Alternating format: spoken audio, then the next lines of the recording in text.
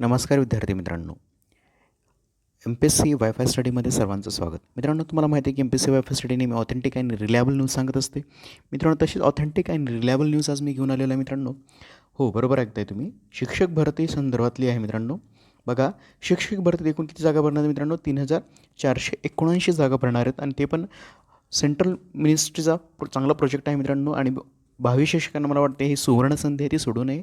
आणि त्याच्यामध्ये आपण 3-4 ते पार्ट्स पाहणार आहोत, कारण खूप व्हिडिओ जर मोठा बनवला तर लेंदी होतो तो. त्यामुळे 2 ते 3 महत्त्वाचे पॉईंट्स बघणार आहोत आपण याच्यामध्ये.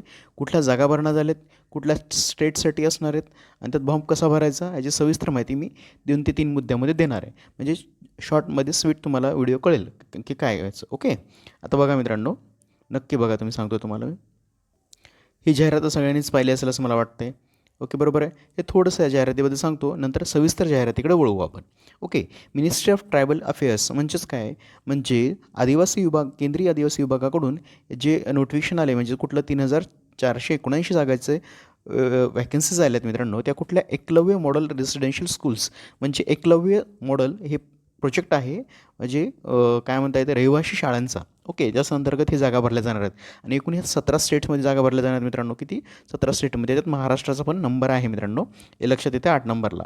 ओके, 8 नंबरला महाराष्ट्राचा पण नंबर आहे. त्याच्यामध्ये प्रिन्सिपलचे किती भरणार आहेत? 16 जागा भरल्या जाणार आहेत. त्यात व्हाईस प्रिन्सिपलच्या 8 जागा भरणार आहेत. आणि पोस्ट ग्रॅज्युएट टीचर्स, म्हणजे पोस्ट ग्रॅज्युएशननंतर जे टीचर्स असतात मित्रांनो, त्याला PGT असे म्हणतात त्याला. त्याच्या जागा 28 जागा भरल्या जाणार आहेत. आणि ग्रॅज्युएट ट्रेन टीचर्स, त्यांच्या ज्या 164 जागा भरल्या जाणार आहेत. आणि टोटल वॅकंट पोझिशन किती आहेत मित्रांनो? टोटल जर विचार केला, त्याचा विचार 216 जागा आपला महाराष्ट्र येणार. किती? 216. लक्षात येते मित्रांनो, 216 इट्स टू इनफ असं आहे मित्रांनो. पण मित्रांनो, भावी शिक्षकांना हा खूप चांगला प्रोजेक्ट आहे मित्रांनो, सोडू नका हातातून. ओके, चला तर मग सविस्तर जाहिरातीकडे वळूया. जागा कशा भरायच्या, कुठे भरायचं? मित्रांनो, तुम्हाला स्क्रीनवर दिसत असेल, मी ही PDF आणली आहे इन्फॉर्मेशन अँड बुलेटिनची. Okay, information and bulletin guidelines, म्हणजे कसा फॉर्म फिलअप करायचा, ऑनलाईन कसं आहे, ॲप्लिकेशन कसं भरायचं या संदर्भात सिलेक्शन, म्हणजे सिलेक्शन एक्झामिनेशन 2021, म्हणजे MRS टेक्निकल स्टाफ, म्हणजे शिक्षकाची भरती. ओके, बघा त्याच्या डिटेलमध्ये पाहूया मित्रांनो. इंडेक्समध्ये तुम्हाला मी सांगतो मित्रांनो, 2 ते 3 गोष्टी बघायच्यात आपल्याला. एक रेसिडेन्शियल स्कूलमधल्या मित्रांनो लक्षात घ्या आपल्याला. त्याचं प्रोजेक्ट्स काय, ते काय आहेत, ॲडमिट कार्ड कधी येणार, त्याची एलिजिबिलिटी काय आहे. ओके, एलिजिबिलिटी काय आहे त्याचा हा इथं दिलेला आहे मित्रांनो. ओके, आणि या संदर्भात पेमेंट किती असणार आहे, फी डिटेल किती असणार आहे. ओके, आणि फॉर्म कुठे सबमिट करायचा आहे, किंवा ऑनलाईन भरायचं आहे काय. आणि CBT, म्हणजे कॉमन जी ह्यांची एक्झाम होणार आहे, प्रोसिजर ऑफ अपिअरिंग CBT, म्हणजे एक कॉमन बेस्ड टेस्ट होणार आहे सगळ्यांसाठी.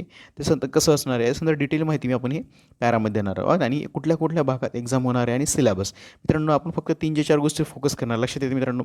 पहिल्या भागात बघणार आहोत आपण एक्झामची एलिजिबिलिटी क्रायटेरिया काय आहे. ओके, दुसऱ्या भागात बघणार आहे आपण त्याच्या संदर्भात exam fees. Okay, exam fees. आणि तिसऱ्या भागात बघणार आपण त्या संदर्भात असणाऱ्या सेंटर्स. ओके, या महत्त्वाच्या 3च गोष्टी याच्यात आपण पाहणार आहोत मित्रांनो. ओके, आणि ही PDF तुम्हाला जर पाहिजे असेल मित्रांनो, ती आपलं टेलिग्राम चॅनल आहे, MPSC वायफाय स्टडी 1. ओके, कारण MPSC वायफाय स्टडी हे आपलं यूट्यूबचं चॅनल झालं आणि टेलिग्रामचं MPSC वायफाय स्टडी 1. मित्रांनो, MPSC वायफाय स्टडी 1 टेलिग्रामला सर्च केलं असेल तर ते दिसून जाईल, किंवा म्हणजे डिस्क्रिप्शन बॉक्समध्ये त्याची लिंक देईल. ओके, तर महत्त्वाचा मुद्दा आता ह्याच्यात बोलू मित्रांनो. बघा, आता online submission application up to कधी पण चालू होणार आहे 30 तारखेपासून, म्हणजे अप टू म्हणजे कुठपर्यंत भरायचं 30 तारखेपर्यंत. ओके, म्हणजे 1 एप्रिल ते 30 एप्रिलपर्यंत हे फॉर्म भरायची आपली मुदत आहे मित्रांनो. आणि त्याचं कसं भरणार आहे, सक्सेसफुली ट्रान्झॅक्शन कसं करायचं, क्रेडिट कार्ड असेल, नेट बँकिंग, ह्याच्या संदर्भात फायदा, म्हणजे तुम्हाला फायद्याचं होईल की बँकेत जाऊन कोरोनाचा संसर्ग टाळता येईल मित्रांनो. डायरेक्ट ऑनलाईन भरायचं आहे. ओके, आता फी पेबल कसं करायचे मित्रांनो, GST टॅक्सकडे. प्रिन्सिपल आणि व्हाईस प्रिन्सिपलसाठी भरणार असेल तर मित्रांनो 2,000. तुम्हाला निश्चितपणे फीस जास्त वाटत असेल मित्रांनो, पण त्याची पेमेंट ऐकल्यानंतर तुम्ही नक्की भराल, हे त्याबद्दल दुमत नाही. ओके, पुढं बघा, प्रिन्सिपल व्हाईस प्रिन्सिपल किती? 2,000 आहे.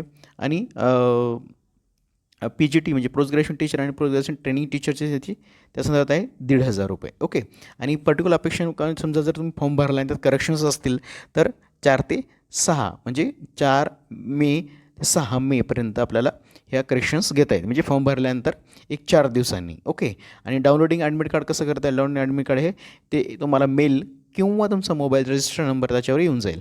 आणि एक्झाम कशी असणार आहे आणि केव्हा एक्झाम होणार आहे, हे एक्झाम होऊ शकते मित्रांनो फर्स्ट वीक ऑफ जून. मित्रांनो it's very good opportunity for you की 1 ते 1.25 महिना भेटतो मित्रांनो. आणि त्या अंतर्गत तुम्हाला प्रिपरेशन्स करायचे. सिलेबसनुसार पण आपण 1-2 व्हिडिओ बनवू मित्रांनो, डोंट वरी, काळजी नका करू. बरं, फर्स्ट शिफ्ट सेकंड शिफ्ट असणार आहे, 2 पेपर असणार आहेत मित्रांनो. एक फोकस असेल किंवा दुसरा, त्याच्यामध्ये संदर्भात बघू आपण सिलेबस काय, आताच बोलणं योग्य नाही. ओके, त्याबद्दल बोलू टाकतो.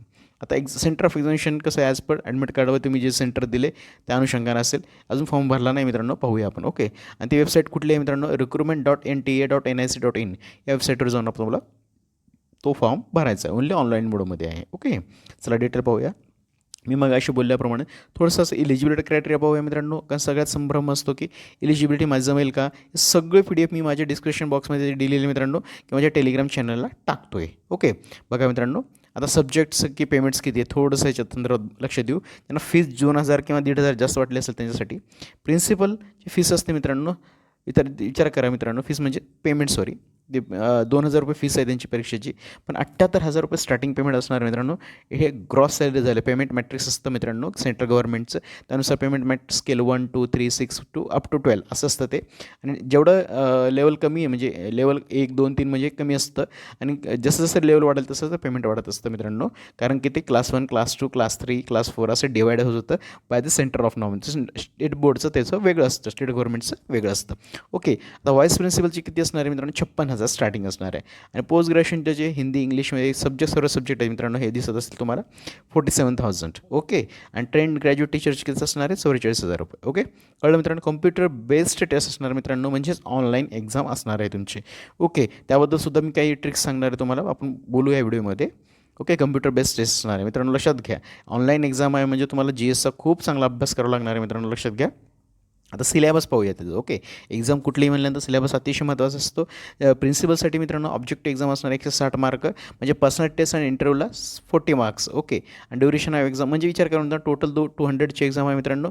200पैकी 160 मार्क थेरीला असणार आहे आणि 40 मार्क तुमच्या इंटरव्ह्यूजला असणार. Theory in the sense technically म्हणजे CBT test. Okay, computer based test असणार आहे. आता हे किती छान प्रकारे दिलं आहे मित्रांनो, बघा तुमचं थोडंसुद्धा कन्फ्युजन नाही. इंग्लिशला 10 मार्क आणि जनरल हिंदीला 10 मार्क मित्रांनो, विषय कळते मित्रांनो. आणि जनरल नॉलेज म्हणजे विचार करा, जनरल नॉलेज आणि करंट अफेअर्स म्हणजे लॉजिकल रिझनिंग, कम्प्युटर लिटरसी आणि क्वांटी ॲप्टी टेस्ट यांना मिळून मित्रांनो लक्षात घेता 10, 20, 30 आणि 40 मार्क. 40 मार्काचं तुम्हाला फक्त जर तुम्ही स्पर्धा परीक्षा तयार करत असाल मित्रांनो, हा भाग तुम्हाला खूप सोपा जाण्यास काहीच हरकत नाही मित्रांनो, लक्षात येते. आणि अकॅडमिक म्हणजे तुमचं जे अकॅडमिक झालेलं आहे कुठल्या सब्जेक्ट्समध्ये, प्रिन्सिपल असल्यानं ते अकॅडमिक कुठल्या सब्जेक्टमध्ये झाले त्यानुसार तो फिलअप करायचा आहे. ओके, त्यानुसार फिल देणार आहे तुम्हाला, ऑनलाईन भरताना ते येऊन जातं, त्याबद्दल काळजी नसावी. ॲडमिनिस्ट्रेशन आणि फायनान्समधलं 70 मार्क विचारणार, कारण प्रिन्सिपलची पोस्ट आहे मित्रांनो, सो इट्स व्हेरी इम्पॉर्टंट आणि इसेन्शियल सब्जेक्ट. ओके, आणि 1 mark shawl be awarded for every correct, म्हणजे 1/4 निगेटिव्ह मार्किंग आहे मित्रांनो. थोडक्यात जर राज्यसेवेचं तुम्ही प्रिपरेशन करत असाल किंवा कंबाईन ST IPS आपलं करत असाल, त्यांना सगळ्यांना हे ॲज युजल आहे, नवीन काही नाही. आणि जर नसेल तर लक्षात घ्या, म्हणजे जर 4 चुकलं तर तुमचा 1 मार्क जाईल. अशा प्रकारे हे 1/4 म्हणतात. ओके, आता दुसऱ्या ह्याच्या सब्जेक्ट पाहूया सिलेबस. व्हाईस प्रिन्सिपलचा बघा मित्रांनो, थोडक्यात सगळ्यांचं सेम इथं सेम दिसते. व्हाईस प्रिन्सिपल आणि प्रिन्सिपलचं लक्षात येतं मित्रांनो, ते सेम आहे व्हाईस प्रिन्सिपल आणि प्रिन्सिपलचं. पुढं जाऊया मित्रांनो. आता पोस्ट ग्रॅज्युएशन टीचरचं मार्क्स तर सेम आहेत, थोडा सिलेबसमध्ये फरक केला असेल मित्रांनो त्यांनी.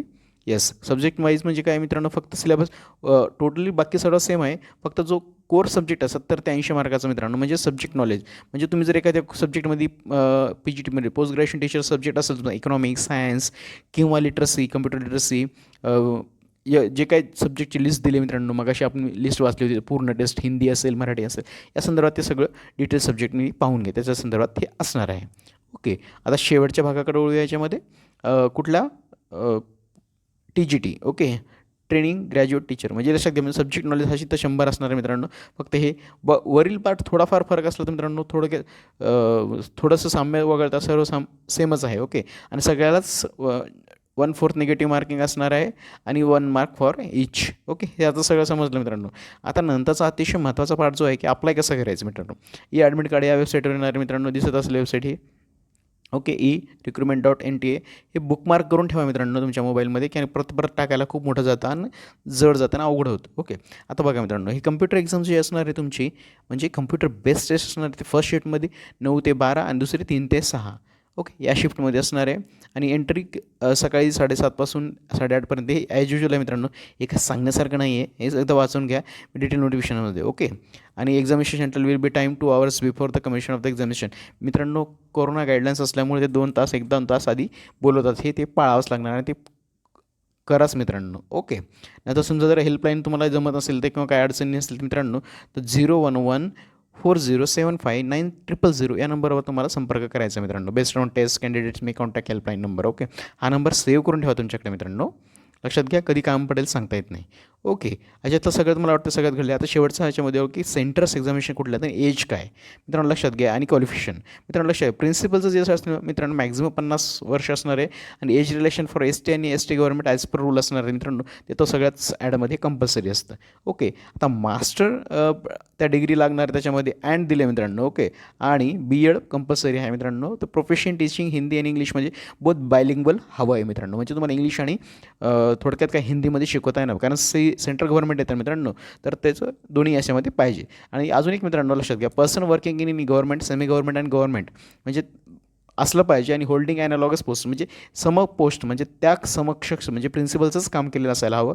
आणि minimum 10 years of experience teaching म्हणजे 10 वर्ष शिक्षक म्हणून शिक्षकीचा अभ्यास केलेला किंवा शिक्षक असला पाहिजे असं त्यांचं म्हणणं आहे. ओके. नेक्स्ट व्हाईस प्रिन्सिपलचं मॅक्सिमम एज 45 years दिलेलं मित्रांनो. नॉर्म्स तेच आहे, मास्टर्स म्हणजे post graduation plus BEd plus 2 years experience in working as PGT. Okay. आणि ते लेवल कुठली पाहिजे म्हणजे 47,000 म्हणजे सेंट्रल गव्हर्नमेंटचं असलं तर तुम्ही ऑलरेडी असाल तर याला एलिजिबल होतं. आणि 3 years experience is fully residential school म्हणजे 3 वर्षाचं डिझायरेबल आहे, म्हणजे कंपल्सरी नाही मित्रांनो, आवश्यक नाही, पण प्राधान्यशील अर्हता म्हणता येईल याला, डिझायरेबल म्हणजेच. ओके. तर ते प्राधान्यशील अर्हतेमध्ये याचं येऊन जातं 3 years एक्सपिरियन्स येऊन जातं मित्रांनो. ओके, लक्षात घ्या. नेक्स्ट पाहूया आता. Next very important PGT. लक्षात घ्या मित्रांनो, याच्यामध्ये असतं 40 वर्ष मॅक्झिमम एज दिलेलं आहे. आणि 2 years integrated post graduation course of regional college education NCERT किंवा मास्टर्स अशा दोन्हीपैकी कोर्स झाले पाहिजे. आणि त्या सब्जेक्ट वाईज म्हणजे इंग्लिश असेल, हिंदी असेल, मॅथमॅटिक्स असेल, physics, chemistry, biology, microbiology, biotechnology आणि हिस्ट्री, जिओग्राफी, कॉमर्स याच्यामध्ये तुमचं पोस्ट ग्रॅज्युएशन त्या ग्रॅज्युएट ट्रेनिंग टीचर तुमचा जो कोर्स असतो मित्रांनो त्याच्यामध्ये हे व्हायलाच हवं आहे असं त्यांचं म्हणणं आहे. आणि त्याच्यानंतर हे सगळ्यात मोठं अँड दिलेलं म्हणजे आणखीन प्लस त्याच्यासमोर कुठलं पाहिजे BEd. ओके, BEd पाहिजे ऑर्गनाइज युनिव्हर्सिटीमधून. आणि प्रोफेशन टीचिंग हिंदी आणि इंग्लिश इज कंपल्सरी, मीडियम म्हणजे दोन्ही असायला हवं आहे तुमचं. कळते मित्रांनो, इट्स व्हेरी इम्पॉर्टंट. ओके. नंतर पाहूया शेवटच्या भागात वळूया मित्रांनो, TGT आणि ओके शेवटचा भाग आता हे महत्त्वाचं आहे खूप इथं मित्रांनो. आणि सगळ्यात मॅक्झिमम टीचर इथंच बसणार आहे मित्रांनो TGT. ओके. अप टू 35 yearsपर्यंत लागते मित्रांनो. आणि याचं एलिजिबिलिटी क्रायटेरिया असणार आहे 4 years integrated course NCERT based. आणि bachelor degree at least 50% marks concern सब्जेक्टमध्ये कुठलं असेल मित्रांनो, हिंदी, इंग्लिश किंवा science, technology, geography, history, economics, political science, everything subject will be there म्हणजे सगळेच असणार सब्जेक्ट असणार आहेत. ओके.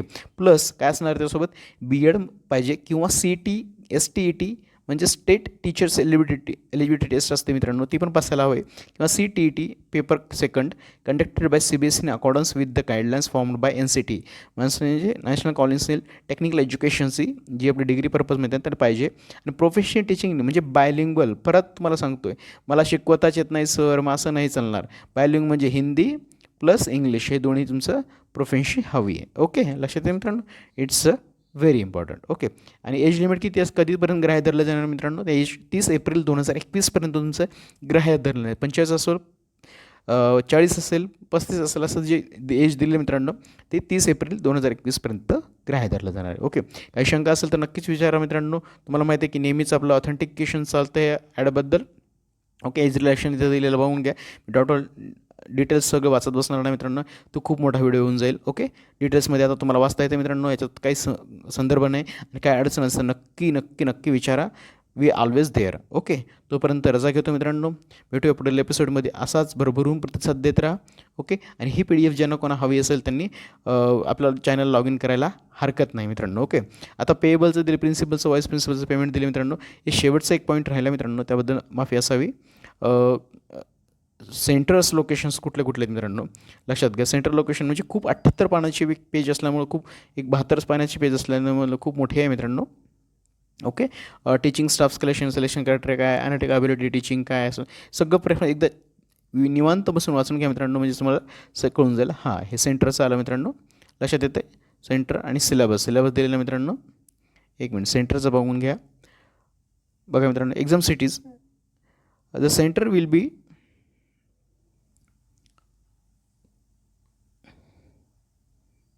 एक मिनिट चॅप्टर 9 सेक्शनमध्ये दिले मित्रांनो, cities and centre for exam.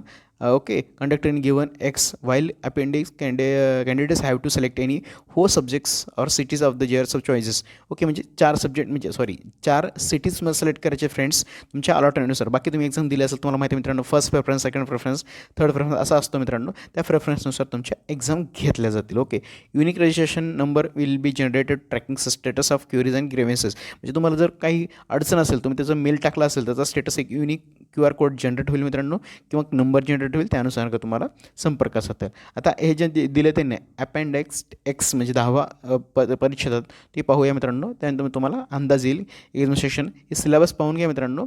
या सिलेबस जर काय अडचण असेल तर त्याबद्दल पण आपण सांगूया. जर कोणाची क्वेरी असेल तर मला कॉमेंट्स बॉक्समध्ये ते कळवा, मी तुम्हाला त्याबद्दल डिटेल्स सांगतो. ओके, त्याबद्दल पण सांगायला हरकत नाही काही सिलेबसनुसार. ओके, कारण व्हिडिओ मोठा होईल म्हणून मी इथं सांगत नाही मित्रांनो, कारण बाकी सगळंच व्हिडिओ बघणारे असतात मित्रांनो, आणि हा मोठा व्हिडिओ आला नको असं माझं स्ट्रिक्टली मत आहे. थोडक्यात सांगता आलं पाहिजे मित्रांनो. लक्षात घ्या, महाराष्ट्रातील मला वाटतं जवळपास सर्वच जिल्ह्यामध्ये होणार आहे मित्रांनो. लक्षात घ्या, महाराष्ट्राचे दिसत असेल तुम्हाला, एका महाराष्ट्राची रेंज चालू झालेली आहे. अकोला, अमरावती, औरंगाबाद, चंद्रपूर, धुळे, जळगाव, कोल्हापूर, लातूर, मुंबई, नागपूर, नांदेड, नाशिक, पुणे, रायगड, रत्नागिरी, सांगली, सातारा, सोलापूर, ठाणे, वर्धा, बीड, भंडारा, बुलढाणा, पालघर, यवतमाळ, लक्षात येईल मित्रांनो, आणि गोंदिया. मित्रांनो ऑलमोस्ट सर्व जिल्ह्यामध्ये होणार आहे मित्रांनो. त्यामुळे डोंट वरी, छानपैकी अभ्यास करा मित्रांनो. ज्यांचा एलिजिबल क्रायटेरिया आहेत त्यांनी, आणि भावी शिक्षक होणाऱ्या सर्व शिक्षकांना अगदी मनापासून MPSC वाय फर्स्ट स्टडीतर्फे शुभेच्छा. भेटूया पुढील एपिसोडमध्ये.